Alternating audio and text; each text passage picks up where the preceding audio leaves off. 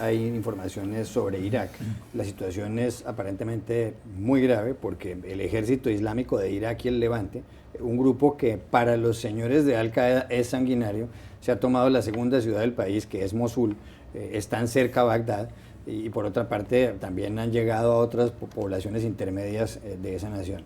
La situación es de tal magnitud que el presidente de Estados Unidos, y usted escribió un artículo sobre eso, Barack Obama ha dicho que no descartan ninguna opción, por lo menos de enviar aviones no tripulados tal como usted lo cuenta.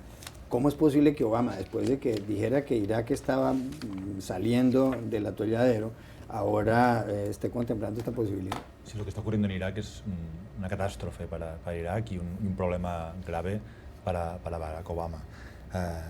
Trastoca totalmente sus planes sobre Irak. Obama ganó las elecciones en el 2008 prometiendo acabar con la guerra de Irak. Uno de sus grandes activos era que se había opuesto desde el principio a la invasión. Retiró completamente las tropas de Estados Unidos en el 2011. La semana pasada hizo un discurso, hace 2 semanas, perdón, diciendo hemos dejado atrás una era de guerras, Irak ha quedado atrás, forma parte del pasado. Bueno, el pasado regresa, el pasado le persigue.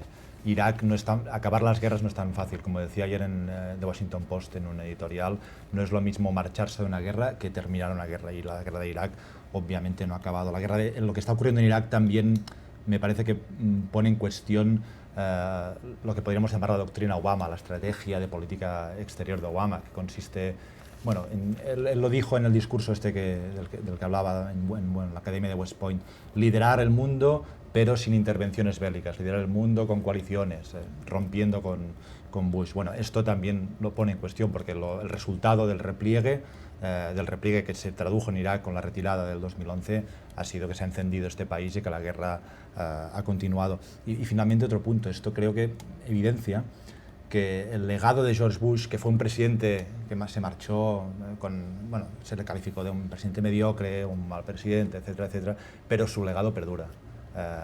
6 años después de que Bush abandonase la Casa Blanca, seguimos viviendo en el mundo de George W. Bush, en las coordenadas que estableció Bush después de los atentados del 11 de septiembre del 2001. Y Obama no puede escapar de este mundo. ¿Está de acuerdo, Jaime Hernández?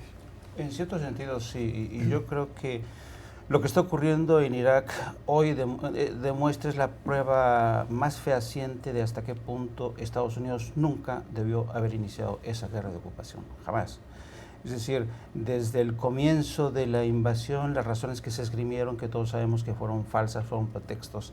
La famosa teoría de las armas de destrucción masiva que le permitieron armar una coalición precaria y con prisas.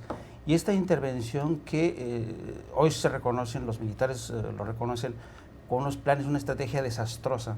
Yo recuerdo que por ahí del mes de abril o mayo, cuando me trasladé de Bagdad a Mosul, y nos recibió un grupo de periodistas, el general David Petraeus, que en aquel entonces ya tenía un rango plenipotenciario, nos recibió en su palacete, con esta guardia pretoriana, con este ejército de colaboradores, y él nos hablaba de qué forma había conquistado Mosul. Estaba muy orgulloso de cómo había conquistado la parte norte de Irak, y en aquel entonces nos hablaba de las bondades de su famosa estrategia contrainsurgente. Lo que no nos dijo el general Petraeus, y porque supongo que no lo sabía, es que este tipo de estrategias pueden funcionar, pero en el largo plazo. Este tipo de estrategias demandan de más de 10 años para ser exitosas. Ya vemos lo que ocurrió con David Petraeus, cayó en la desgracia, y de alguna manera su historia es una metáfora de lo que está ocurriendo hoy en Irak, con una estrategia mal planeada. Y yo creo que la disyuntiva, el dilema que tiene hoy el presidente Obama es apoyar o no a un gobierno como el del primer ministro al-Maliki, que por otro lado tiene alianzas inconfesas con Irán. Y entonces, si Estados Unidos interviene con una campaña de bombardeos, ¿a qué van a estar favoreciendo? Yo creo que esto es un galimatías político y militar. Yo no sé el presidente dónde va a encontrar la salida. 30 segundos. 30 segundos. De acuerdo en todo, y además que la consecuencia más inmediata de la invasión de Estados Unidos de George W. Bush fue la destrucción del Estado en Irak. La ausencia de fronteras, la ausencia de control, la ausencia de una autoridad política centralizada. Eso continúa hoy. Esta tragedia a la que hacía referencia Mark es consecuencia de que no hay Estado en Irak. y eso genera esta anarquía y esta disputa bestial por el poder.